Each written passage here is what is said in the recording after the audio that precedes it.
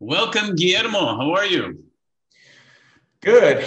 Thanks for having me, Mark. Appreciate it. No, my pleasure. You've got a super impressive background, and I want to be able to at least touch on some of it. I know we just one of my pet peeves is people's names not being pronounced the way I think they're more interesting to be pronounced. Yeah. But just to start, can you present what your last name really is supposed to sound like? Well, it's German, and if you actually pronounce it with the two umlauts over the O, it's Zunlan. Okay, and but you've become accustomed to Americans calling you Sunline. okay, and and as we said, I'm gonna go Guillermo. We're not doing Bill, so Guillermo is gonna be great. So welcome to the Leaders Who Care series. A shout out to Ethan Mayers for the intro and so on. And if you could briefly, sometimes I have to tell people, don't tell the whole story right now because then I have nothing else to say. But if you can briefly, family, where you're from, tell a little bit about you, and then we'll hit it. How's that sound?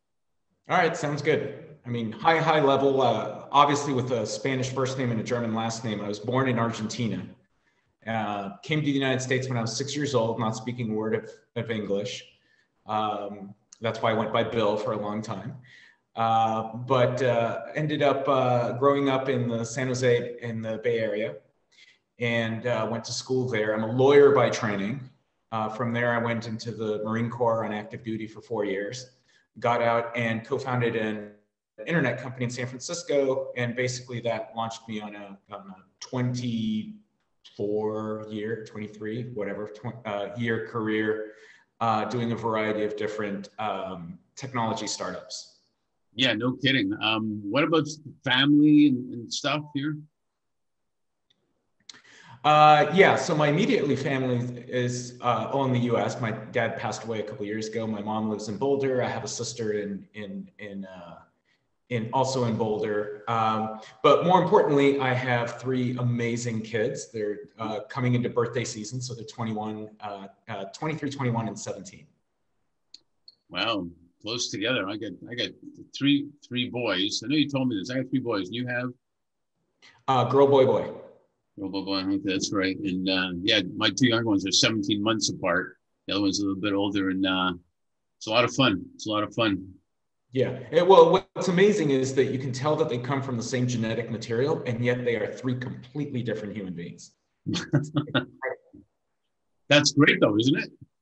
Yeah. Yeah. No, it's amazing.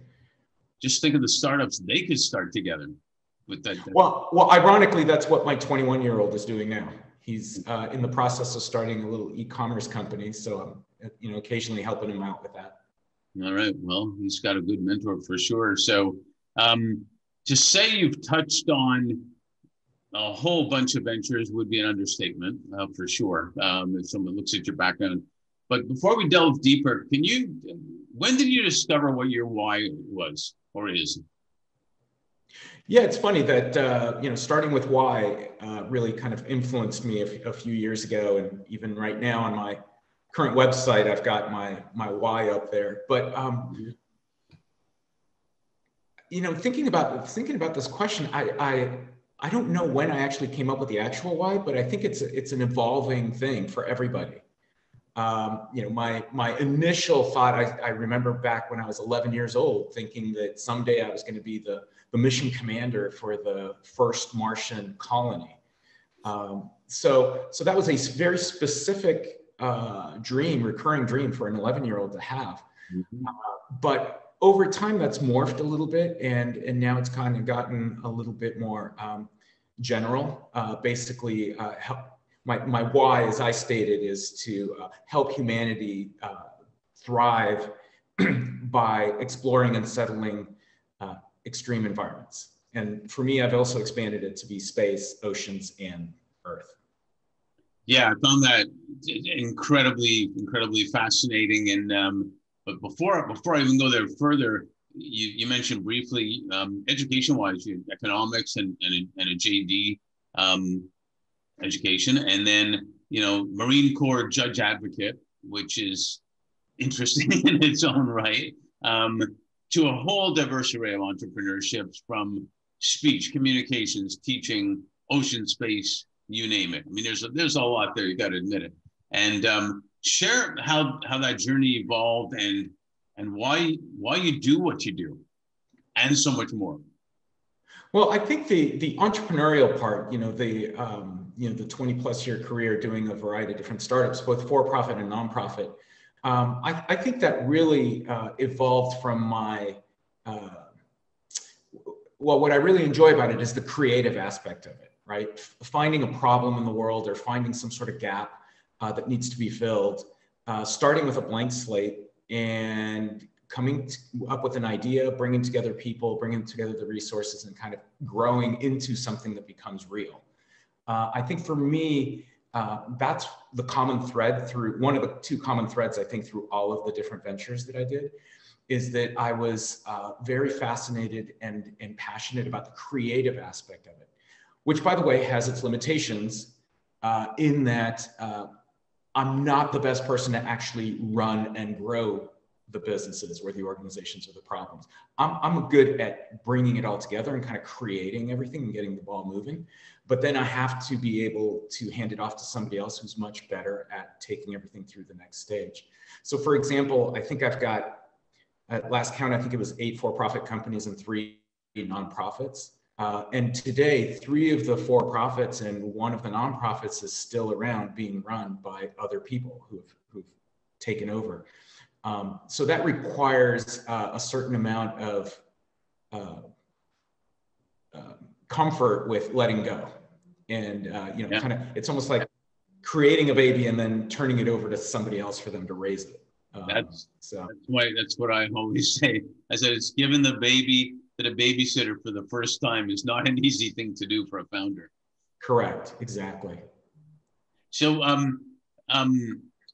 did you, because you have it's kind of related, like oceans, ocean, space, land. There's some that are related, but there's some, you could make them all related to some degree to different entrepreneurships you went into. But did they just happen because you met somebody, or like speech, let's say speech recognition, you met somebody, a personal experience? How did they happen?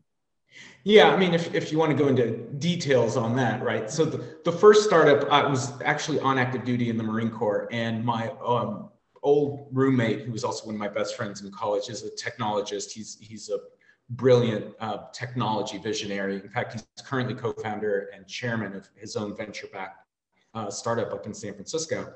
But he had an idea to start a company, an internet company. This was back in 96, 97. And he wanted me to come along and do it with him. So I ended up leaving the Marine Corps active duty in 99, and we moved up to San Francisco to be with him to start this company. Focusing it on speech recognition was really his idea, and it was a timely one. So that kind of got me going on the startup side. Mm-hmm. After we sold that company is when I realized I enjoyed what I was just saying earlier. I enjoyed the creative aspect of starting that company. Mm-hmm. I wasn't necessarily passionate about the speech recognition part. That was his passion. So I just figured whatever startups I do next, startups I do next, had to be in areas that I was passionate about. And so it forced me to do self-assessment. What am I passionate about? And I ended up kind of reviewing my life at the time. I think I was like 33 or something. And I came up with 5 things that I thought I was passionate about at the time, and I probably still am today. One is anything having to do with international anything. Mm-hmm. And then the others are sports, music, and then the oceans generally, or specifically and more generally, just environmental causes. And then the last one was space.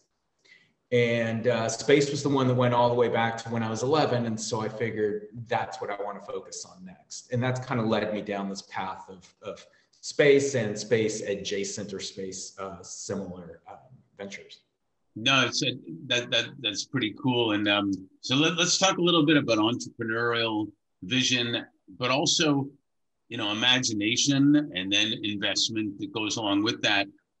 The great things about what's happening now, I find, is we're being brought back to when we were kids. The imagination we had when we saw the astronauts and all sorts of things going on that we really missed for a long time. There's other stuff that was going on, but that was like real imagination, right? And the vision a lot now is coming from people like yourself in the private sector. The Bezos, the Musks, whatever, the ones that people sometimes say, well, is the private sector the right one to do all that?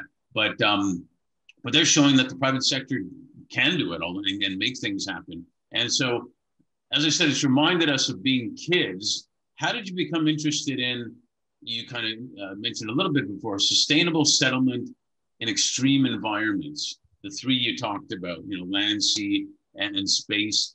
And then from that, you talked about, as a kid, thinking about Mars, but you decided to pick Venus instead with your current vision.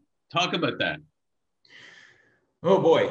So you wrapped a lot of questions all in one, but let's start with this, sustainable environment in extreme places. Yeah, well, let's start with the sustainable part. I think because that was a late addition, probably over the last 5 or plus years, and it really came about mostly because I realized that I'd been thinking a lot about off-world settlements and bringing humanity off planet.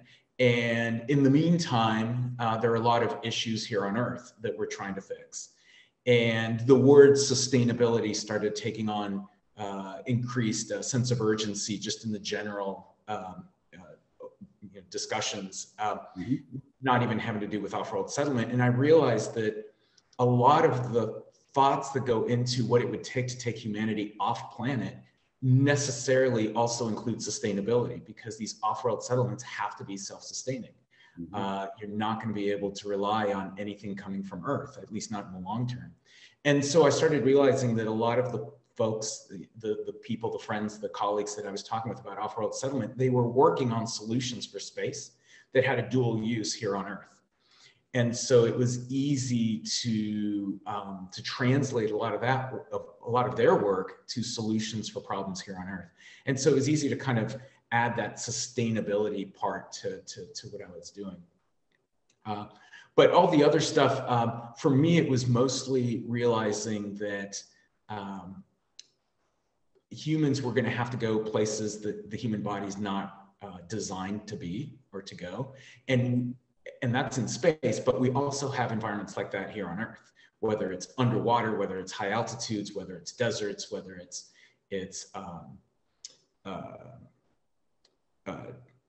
deserts. I just said that. So there's a lot of places here on Earth that that are very difficult for human beings, and for that you have to also set up sustainable settlements. So it kind of all wrapped in together, but it all kind of started with this idea of how do you take humanity off planet for the long term. So are you going to build an Atlantis underwater?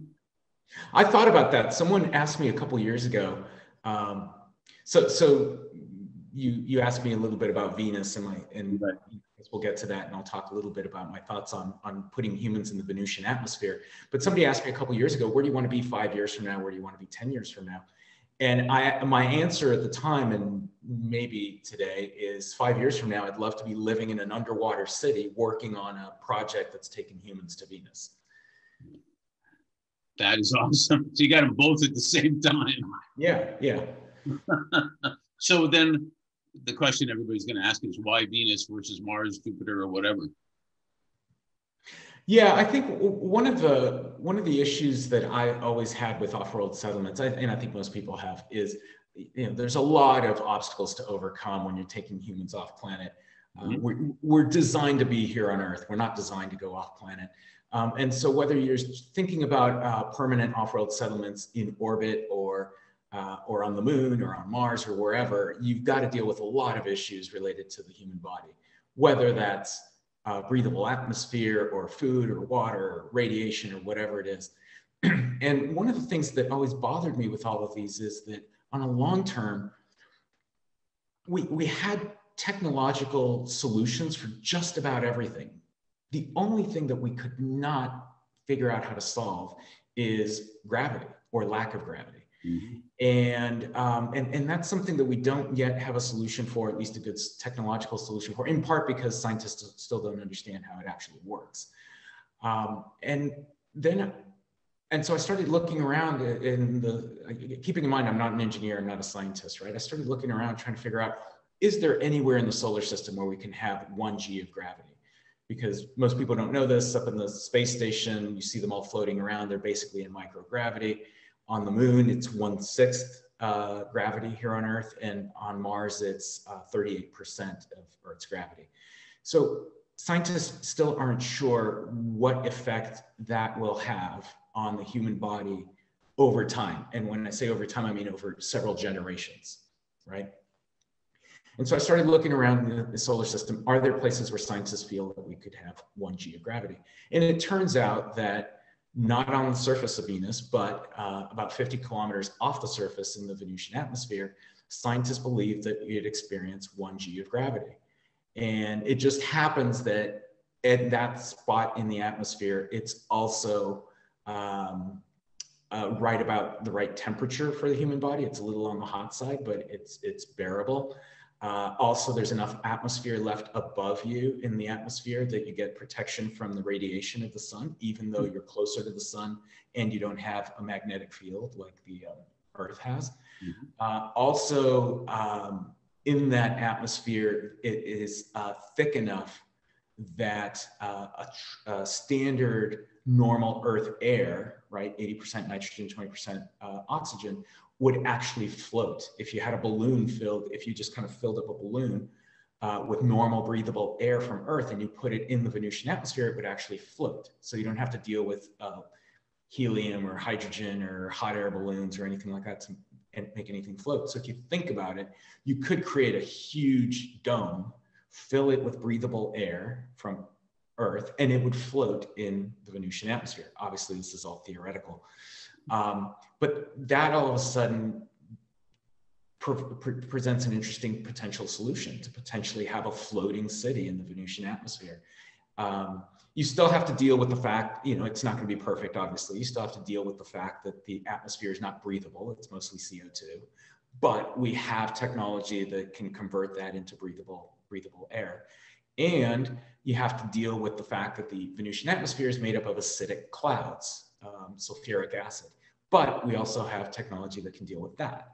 So, so you get past that and you actually have, it's not going to be a picnic, right? It's not going to be a Shangri-La there. But I think what people forget when everyone looks at these sci-fi movies and these visions of lunar colonies and Martian colonies is that, number one, because of radiation on those planets or in those planetary bodies, people living there are going to have to basically live underground.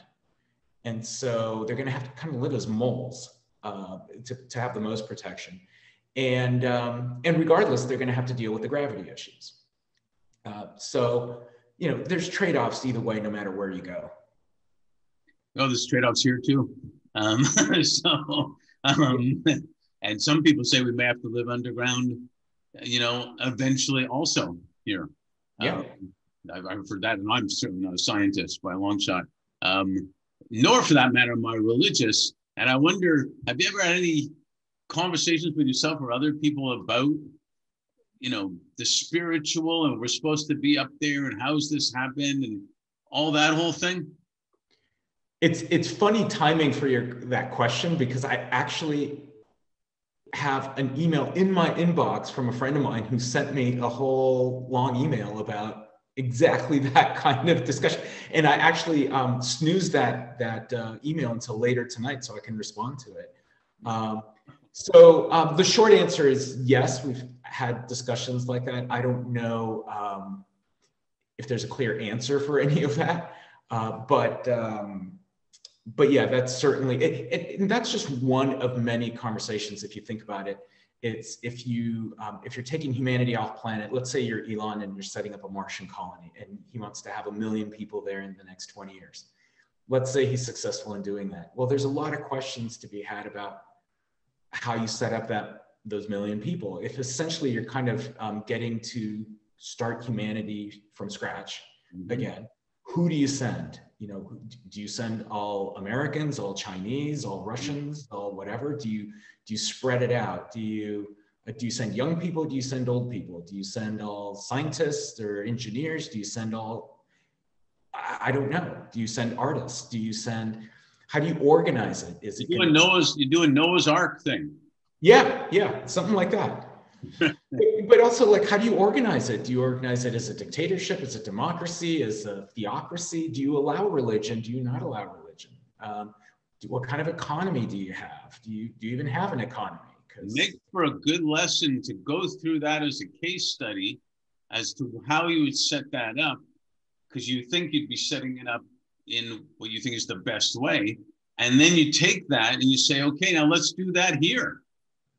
Yeah, well, so here's the thing. So first of all, as I started thinking about all that, I realized that there are a lot of people out there, much smarter than I am, who have been thinking about these things for a long time. There's a lot of, especially academics who've thought about this. Obviously, a lot of science fiction writers have written about a lot of this stuff.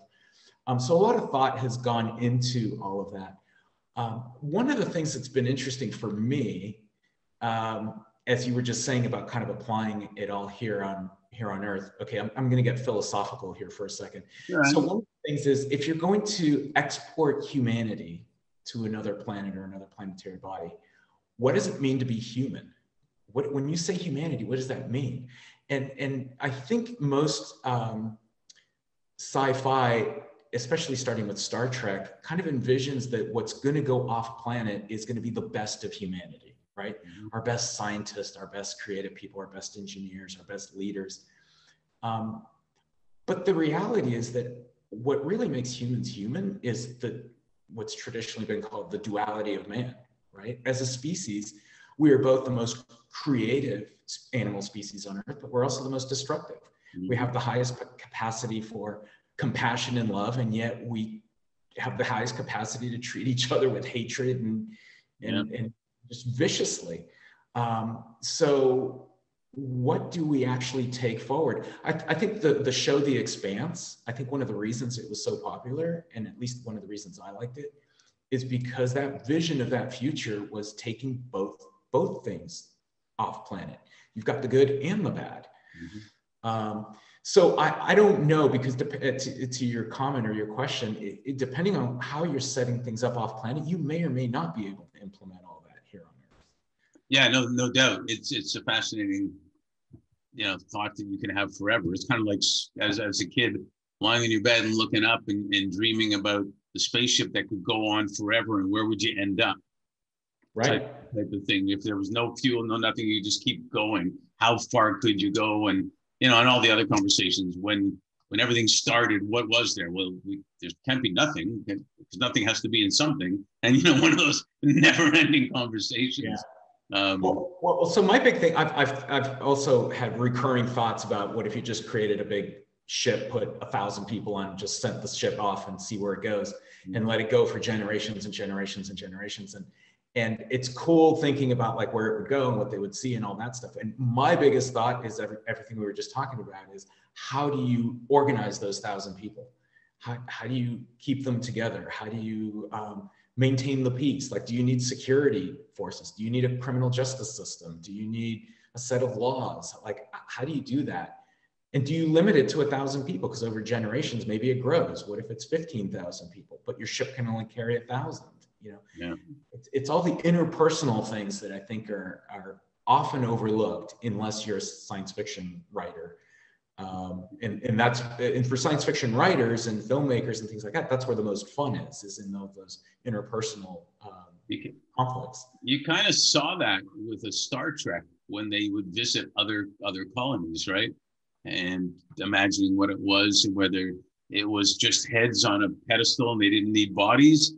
And they talked and did everything, to people underground that were, all sorts of things. So we certainly have the imagination up here. We just don't know how to do it all. But it is fascinating in the sense of, if we could think about what would it look like from scratch, if we're trying to speak semi-logically, help us determine, okay, if that's what we think it should be, how do we get there here? Yes. Well, and kind of taking what you were just saying about Star Trek and kind of wrapping it all the way back around to leaders who care is, one of the things that Gene Roddenberry explored a lot in Star Trek is different leadership styles. Right. What doesn't work, what works in different societies, whether it's the Klingons, the Vulcans, the humans, the Romulans, whatever.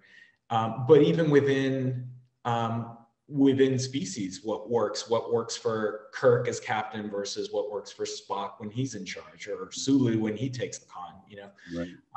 So I think it's interesting to explore different leadership styles that may or may not lend themselves for different kinds of settlements or colonies or expeditions or missions, even here on Earth.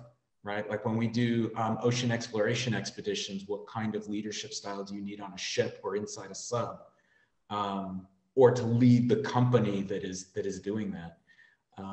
And so, one of the leaderships, there people lead by different styles, whether it's through fear or through ego or whatever. And then there's the leadership style that leads via empathy, which is, I guess, the leaders who care, right? So yeah, shameless plug. I wrapped it all back in for you. You did very good. Thank you. Well, you do make me think though, because I compare a lot of things to sports, and it's almost the same as business. And I think it's almost to the point where even one leadership style doesn't apply to every single person in your company or on your team. You've actually got to understand people and what they care about. That ties into the purpose, if you will, of the whole company as well. So it's both fascinating and not necessarily easy. But if it was easy, everybody would win the championship, as they say in sports. Who's the one that can lead and manage most effectively? And I'd love to get your opinion on that too, because a CEO, a founder, actually you're good at job creation, it sounds like, because you get it going and then you hire somebody to run it. So that's good at job creation. But how do you find, a founder, a leader, whoever's in charge, in the sense of where we are right now in the world, about how leaders have realized that aligning with social environmental impact is actually good for business, and it's also good for attracting and keeping talent. How does a leader do all that with respect to all the stakeholders they have, including employees, including their families, including the community? There's a lot going on for a leader. What's your thoughts on that based on what we're talking about? So let's wrap it all the way back around to where you started, which is sports and coaching. So one of the things that I always say is that a lot of how I am as a leader was shaped, not created, but shaped and molded and reinforced by my training in the Marine Corps, which at its core, the Marine Corps is basically just a leadership training organization. That's almost all that we do. And one of the things that I learned from that and about myself and about leadership in general is that to be a really good leader, you have to be able to adapt your leadership style.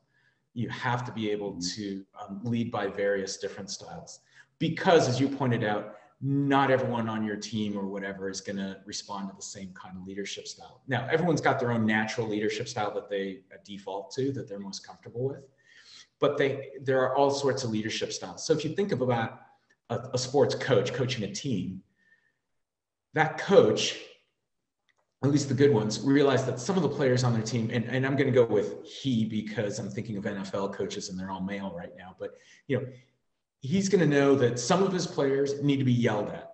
Some of the players need to be told what to do and almost micromanaged. Some of the players need to be given complete freedom to do whatever they want. Some of the players need to be patted on the back, and yeah, they have to know how to adapt their own leadership, their own coaching styles to each of the players on the team, in large part because that's the only way they're going to get the most out of every single player, so that they can get the most out of their entire team.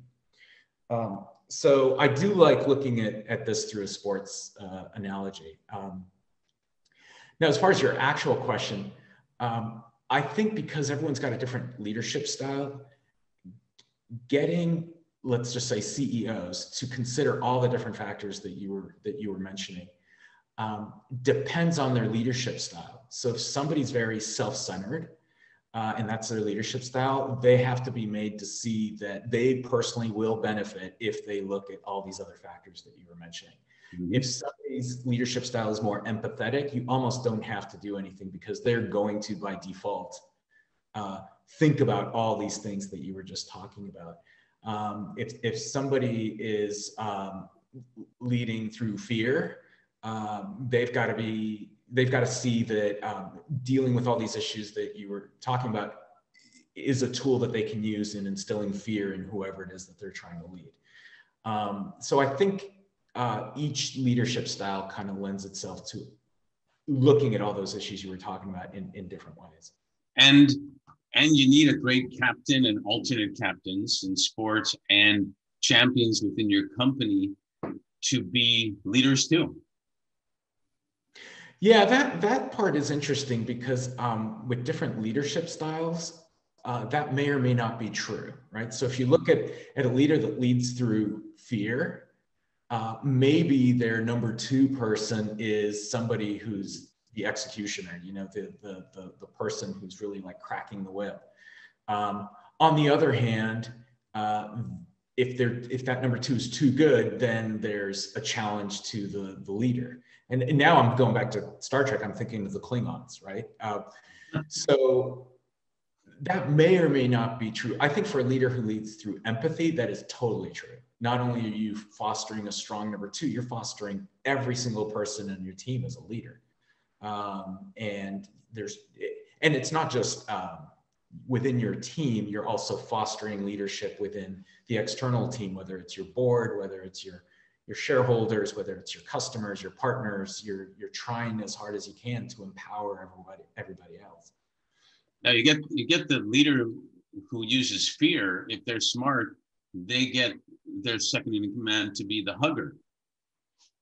Yeah, you can do the whole good cop, bad cop thing, depending on how you want to do it. Yeah, and I think that's the thing is leadership really requires the leader to be self-aware, to know, at least for the good leaders, even the good leaders that are leading through fear or through ego or whatever, they have to know what makes them tick, what makes them good at what they do. Yeah. So focus on that, and then that will allow them to figure out what kind of team they need around them. Yeah, without a doubt. I interviewed a CEO almost a year ago. He said, I remember, well, because he said, I'm having the most fun being a CEO that I've ever had. I can be as vulnerable as I want to be, and I don't have to pretend like I know everything anymore. Yep. Brilliant. So it was actually much easier for him and much more productive, which is fascinating. It'll be interesting. Yeah, go ahead. Yeah, and that also dictates what title or role you should have. Like, for example, one of my best friends from college, who's the one that I co-founded the first startup with, I was just talking with him a few weeks ago. And as I said before, he's currently co-founder of a venture-backed startup up in San Francisco. And I asked him, how's that company going? He goes, oh my God, it's going so great. Everything's great. The company's doing well. My life is great. I'm getting to focus on the stuff that I want to focus on. And I said, well, how did you work that out? And he goes, I moved from CEO to chairman, and I let my co-founder be the sole CEO running the company. Mm-hmm. And he's running the company, and I get to do all the other stuff that I want. Yeah. And he's still a leader. He's no less a leader now just because he's not CEO anymore. But now he's playing to his strengths, and the CEO is playing to his strengths, and everybody's happy. So. Yeah, most, at least U.S. and some other countries, it seems like the presidents do much better after they're president. Yes. And not like they're chairman, but it's after that. Well, because I think then they get to do the stuff that they're good at and do the stuff that they're passionate about. They can cherry pick things, and not have to deal with the day-to-day burden of being a leader. I know. So last question on this part is, with all that's happened, and there's been plenty, as we all know, in the last couple of years, and hopefully 2022 will be the actual year to remember. And we don't remember the outgoes, except we learn from it. What are you most grateful for, and what are you most hopeful for?